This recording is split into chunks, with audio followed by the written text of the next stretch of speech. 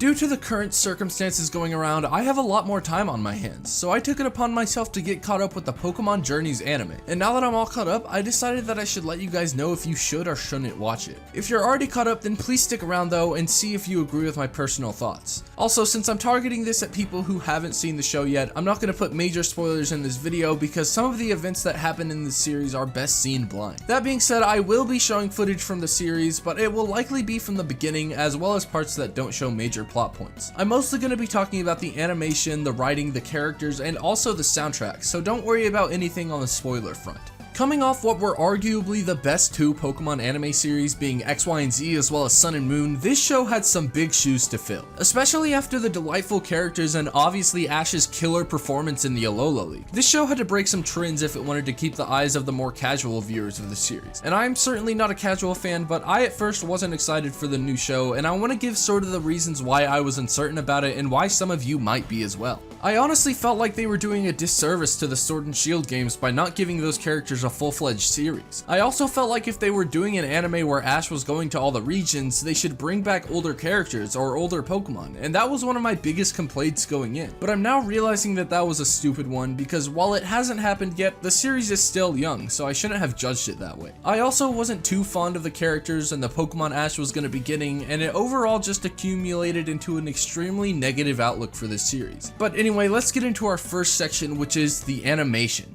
To be honest, after X and Y ended, I was really against the Sun and Moon style of animation, like a lot of other people were. I mean, after such a mature take on the series, I wanted more of that, so I was disappointed with the Gen 7 animation at first. That being said, over the course of the series, I was really happy with how it grew on me. I absolutely loved it because it fit the region and it fit that incarnation of Ash. Even though the animation was drastically different, it was still the same show and it was still the same Ash. While the change from Sun and Moon to Pokemon 2019 wasn't as drastic, it was still pretty different, and I was actually hoping for a return to the mature style, so this disappointed me. It honestly felt like they were making Ash look even younger, so I hated it, and that's another one of the many reasons I wasn't excited for this show going in. But it looks like history is repeating itself because this animation grew on me a lot quicker than I expected it to, and that's because it somehow bridges the gap between the X and Y style and the Sun and Moon style, and it really brings over the best parts from each in my opinion. It manages to take the expressive and fluid Alola animation and blend it so well with the maturity and detailed animation of Kalos,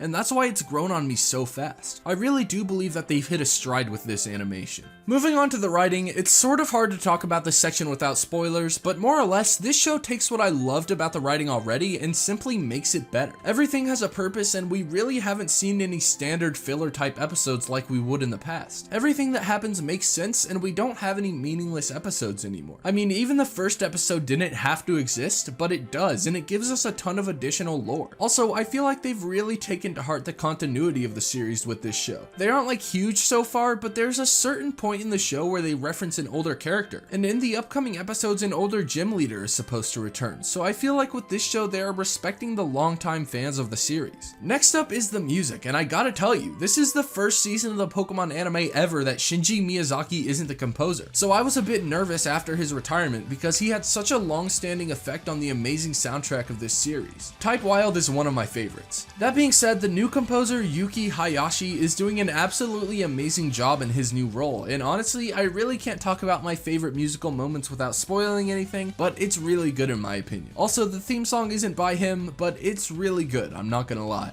Also, with the characters, let's talk about Go. I didn't really think I was gonna like this character at first, but he's grown on me a ton actually so far. His goal is to catch Pokemon, plain and simple, but at the beginning it seems like he was waiting to catch a specific Pokemon. Then he threw that goal out of the window for what would ultimately become his partner Pokemon, Scorbunny, and that's not a spoiler because it was literally on the poster. Also, throughout the series, you really see Go learn lessons, especially from Ash, who more so than in the past two series really seems to be a super competent trainer. He really is teaching a ton of lessons to Go, who is a brand new trainer, so it makes sense. We also have Professor Cerise, who seems to be more of a side character, but his daughter, who doesn't yet have an English dub name, Koharu, has tons of potential, and that's something else you'll see in bits and pieces once you eventually start watching. Ash's Pokemon are really growing on me too. I didn't like what I had seen before I started watching, but the way they're executing his captures in this series makes them feel meaningful no matter what Pokemon they are. It's honestly difficult for me to find anything negative to say about them now. So overall, the answer is a resounding yes. You definitely need to watch this show. It's really good in my opinion. We all thought that Sun and Moon was a fundamental change to the series, but this show is on an entirely different level, and that's the kind of breath of fresh air that I feel like I needed but didn't know it. So animation-wise, music-wise, story and character-wise, this is shaping up to be one of the best series in the entire Pokemon anime. So I hope you stick around and watch it. I also hope you stick around and watch this channel. So make sure you hit the subscribe button, ring the bell, like the video, all that good stuff. Let me know your thoughts on this current series in the comments, and with all of that out of the way, my name is Shiny Zoroark, and I bid you adieu.